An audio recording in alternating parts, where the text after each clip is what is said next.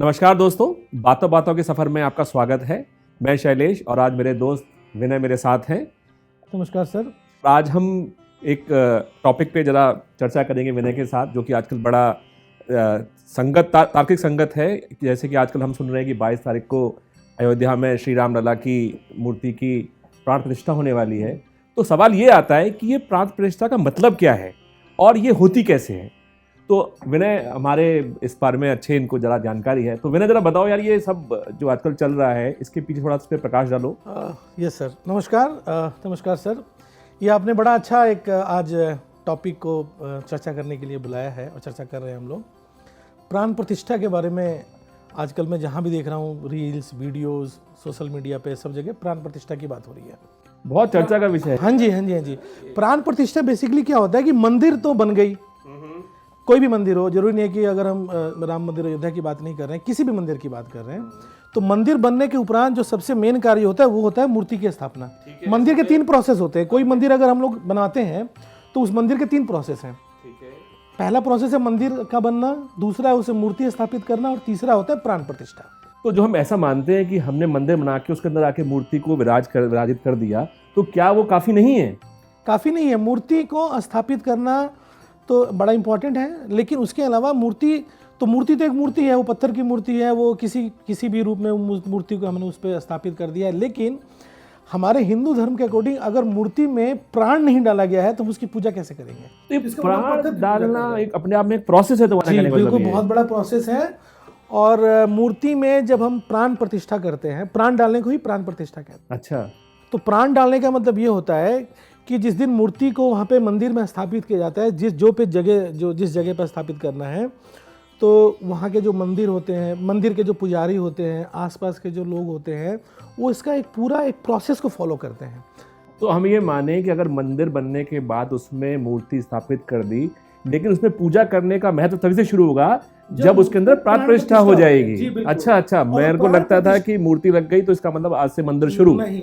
अच्छा। तो प्राण प्रतिष्ठा का प्रोसेस ये है कि मंदिर में जब मूर्ति स्थापित हो जाती है, ठीक है, तो पूजा अर्चना से पहले मंदिर में जो मूर्ति रखी है उसकी आंखों पे एक पट्टी बांध दी जाती है। अच्छा, मतलब मूर्ति के लगाने के बाद तुरंत एक पट्टी बांध दी गई। उसके बाद पूजा अर्चना होगी, मंत्रोच्चारण होगा, और जब सारा ये प्रोसेस पूरा कर लिया जाएगा तो एक शीशा लेके जाते हैं और शीशे को मूर्ति के सामने ऐसे दिखाते हैं। अच्छा, और शीशे को सामने रख के जब मूर्ति के फेस के सामने रखेंगे, उसके बाद मूर्ति के जो हमने वो पट्टी बांधी हुई है उस पट्टी को खोलते हैं ताकि भगवान अपना चेहरा पहले, और भगवान अपना चेहरा पहली बार वही देखें। और वो कैसे सफलतापूर्वक हुआ प्राण प्रतिष्ठान, वो ये है कि जैसे ही भगवान की नजर उस शीशे पे पड़ती है, वो शीशा टूट जाता है। नहीं, ये हर केस में ऐसा होता है? हर केस में ऐसा नहीं, ऐसा कहीं एक्सपीरियंस किया है या हम खाली ऐसे ही बोल रहे हैं सुनी सुनाई? नहीं, ये मैंने एक्सपीरियंस भी किया, और ये हमारे हिंदू धर्म में ये चलन है, ऐसे ही प्राण प्रतिष्ठा होती है। और ये माना जाता है कि जब मूर्ति के अंदर प्राण प्रतिष्ठा हो गया तो कोई भी साधारण मानव के ऊपर अगर भगवान की पहली नजर पड़ेगी तो वो जल के खत्म हो जाएगा, भस्म हो जाएगा।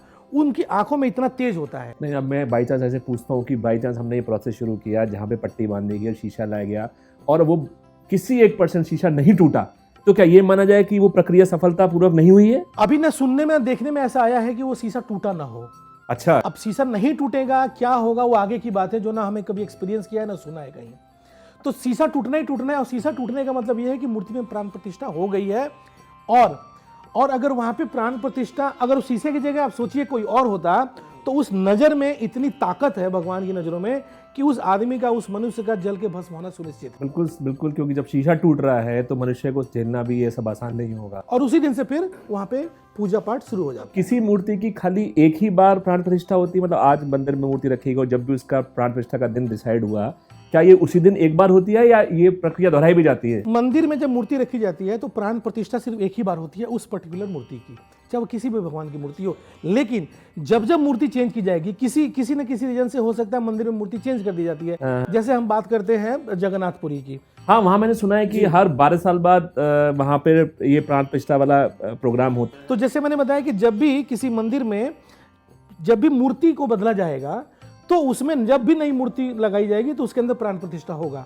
और हर 12 साल में जगन्नाथपुरी के मंदिर में तीनों बलराम, जगन्नाथ, कृष्ण और उनकी बहन सुभद्रा, इन तीनों लोगों का जो मूर्ति होती है वो हर 12 साल में चेंज होती है। लेकिन वहाँ का तो प्रोसेस थोड़ा सा मैंने सुना है कुछ अलग है, ऐसा बताया गया है। जी अलग है, क्योंकि वहाँ की जो मूर्ति भी अलग है।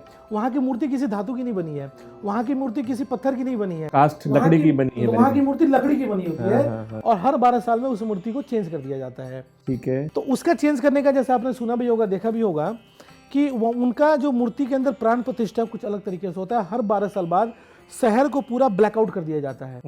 आप दर्शकों के लिए बता दूं कि ब्लैकआउट का मतलब होता है कि पूरे शहर में बिजली काट दी जाएगी, पूरा शहर अंधकारमय कर दिया जाएगा और पूरे शहर को पूरी जो शहर है जहाँ पे वो मंदिर स्थित है, उस पूरे शहर को सीआरपीएफ के अंडर में, अच्छा, सीआरपीएफ उसको अपने अंडर में ले लेगी। उसके बाद क्या होता है कि जो वहाँ के मेन पुजारी हैं, उस मूर्ति को हटा के नई मूर्ति रख दी जाती है तीनों भगवान की। ठीक है। उसके बाद ऐसा सुना गया है कि उनकी आंखों पे पट्टी बांध दी जाती है पुजारी के, जो करने जा रहा है ये। ठीक है। और उसके बाद वो पुरानी मूर्ति में से टच करते हैं पुरानी मूर्ति को, और टच करने पे उन्होंने बताया है कि उनके ग्लव्स भी पहने होते हैं वो, तो उन्होंने बताया है कि उनके हाथ में कोई ऐसा पदार्थ आता है जिसको ब्रह्म पदार्थ बोलते हैं हमारी आम लोगों की भेष भाषा में। वो ऐसा मानते हैं कि वो कृष्ण जी का हृदय है। अच्छा जी।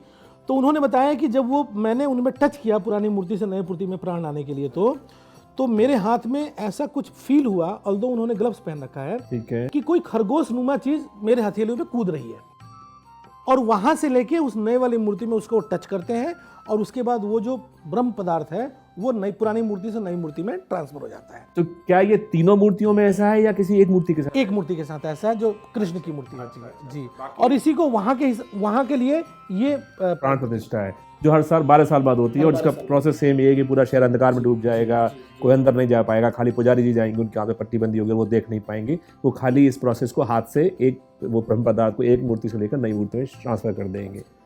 अच्छा, हमारे पूरे हिंदुस्तान में इस तरह का बहुत ऐसी चीजें हैं जो कि बहुत हर जगह होती है, लेकिन हम आम जो लोग हैं उनका नहीं पता होता जनरल, क्योंकि हम लोग सिर्फ यही समझ, आज तक जैसे हम बात करने जाते हैं लोग यही समझते हैं कि मंदिर बना, उसके अंदर मूर्ति रखी गई और पूजा शुरू। लेकिन ये चूंकि ये बहुत ये चल रहा है आजकल, बड़ा डिस्कशन का विषय है कि मंदिर की प्राण प्रतिष्ठा, मूर्ति की प्राण प्रतिष्ठा होने वाली है, तो सोचा कि क्यों ना इस बात पे आज थोड़ा सा समझा जाए कि एग्जैक्टली ये होता क्या है। मैं ही नहीं कह रहा कि लोगों को प्राण प्रतिष्ठा के बारे में नहीं पता है, बहुत सारे ऐसे हमारे भारतवासी हैं या बाहर से भी जो रहने वाले लोग हैं, वो उनको पता है प्राण प्रतिष्ठा क्या होता है, लेकिन मैं दावे के साथ कहता हूं कि बहुत सारे ऐसी मेजोरिटी है जिनको प्राण प्रतिष्ठा के बारे में नहीं पता है। और जब हम इस तरह की चर्चा करते हैं ना, तो उस चर्चा से हम दो चीजें करते हैं। एक तो जो हमारे देश के लोग हैं जो हमारे सनातन धर्म में विश्वास करते हैं, उनको कहीं ना कहीं हम जागरूक भी कर रहे हैं अपने धर्म से, उनको एक तरह से उनका मीटिंग करा रहे हैं कि भाई जानो देखो हमारा धर्म है क्या, ताकि आप भी कहीं जाओ तो दूसरों को बता सको। चलो धन्यवाद विनय, इस चर्चा को तुमने बड़े अच्छे से लिया, इस पूरे टॉपिक को बड़े अच्छे से समझाया। धन्यवाद दोस्तों, हम लोग फिर से मिलेंगे एक नए टॉपिक के साथ, एक नए विषय के साथ।